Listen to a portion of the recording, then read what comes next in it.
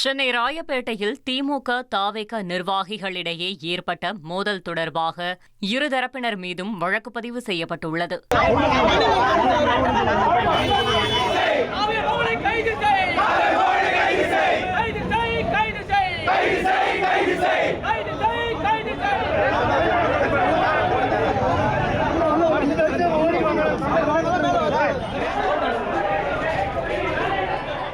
Royapettah VM தெரு பகுதியில் உள்ள வாக்குப்பதிவு மையத்தில் தாவேக நிர்வாகியின் மகனை திமுக நிர்வாகி தாக்கியதாக புகார் எழுந்தது.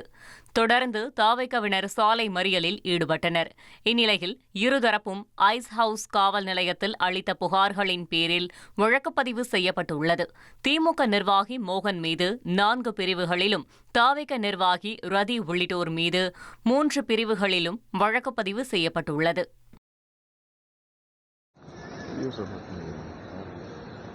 சட்டமன்ற தேர்தல் வாக்குப்பதிவு நிறைவடைந்த நிலையில் துணை முதலமைச்சர் உதயநிதி ஸ்டாலின் துபாய்க்கு பயணம் மேற்கொண்டுள்ளார். தேர்தலையொட்டி தமிழ்நாடு முழுவதும் திமுக கூட்டணி வேட்பாளர்களை ஆதரித்து பிரச்சாரம் செய்த அவர், தேர்தல் முடிவடைந்ததை அடுத்து ஓய்வு எடுப்பதற்காக தனது குடும்பத்தினருடன் சென்னை விமான நிலையத்திலிருந்து துபாய் புறப்பட்டு சென்றார்.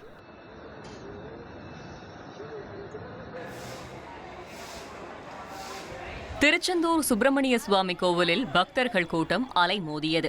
பள்ளிகளுக்கு கோடை விடுமுறை தொடங்கியுள்ளதாலும் தேர்தல் பணிகள் நிறைவடைந்துள்ளதாலும் ஆயிரக்கணக்கான பக்தர்கள் நீண்ட வரிசையில் காத்திருந்து சுவாமி தரிசனம் செய்தனர்.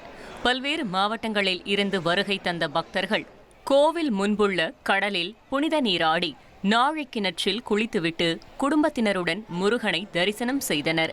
இதனால் பொது தரிசனம், கட்டண தரிசனம் மற்றும் சிறப்பு தரிசன வரிசைகளில் பக்தர்கள் கூட்டம் அதிகரித்து காணப்பட்டது.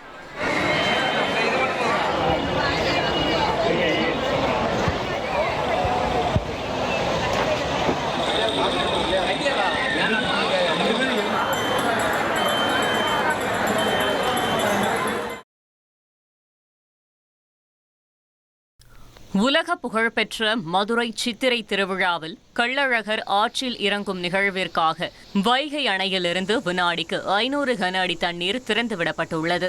71 அடி உயரம் கொண்ட அணையின் நீர்மட்டம் தற்போது 33 அடியாக சரிந்துள்ள நிலையில் வைகை அணையில் இருந்து பாசன கால்வாய் வழியாக மதுரைக்கு தண்ணீர் கொண்டு செல்லவும் 170 மில்லியன் கன அடி தண்ணீர் திறக்கவும் முடிவு செய்யப்பட்டுள்ளது. அதன்படி வரும் 29ஆம் தேதி வரை தண்ணீர் திறக்க திட்டமிடப்பட்டு வினாடிக்கு 500 கன அடி நீர் திறக்கப்பட்டு வருகிறது. பாசன கால்வாய் வழியாக திறக்கப்படும் தண்ணீர் மதுரை செல்லூர் கண்மாயில் தேக்கி வைக்கப்பட்டு கள்ளழகர் ஆற்றில் இறங்கும் பகுதிக்கு கொண்டு செல்ல திட்டமிடப்பட்டுள்ளது. நெல்லை தச்சநல்லூர் நெல்லையப்பர் காந்திமதி அம்பாள் கோவில் சித்திரை தேரோட்டம் விமர்சையாக நடைபெற்றது.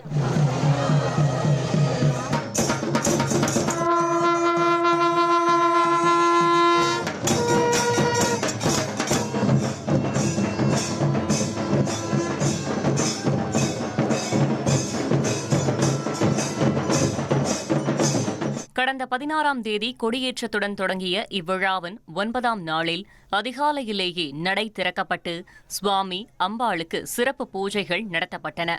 பின்னர் சிறப்பு அலங்காரத்தில் சுவாமியும் அம்பாளும் தேரில் எழுந்தருளினர். நமச்சிவாய கோஷத்துடன் நூற்றுக்கணக்கான பக்தர்கள் தேரை வடம் பிடித்து இழுக்க 4 ரத வீதிகளையும் வலம் வந்த தேர் மீண்டும் நிலையை அடைந்தது.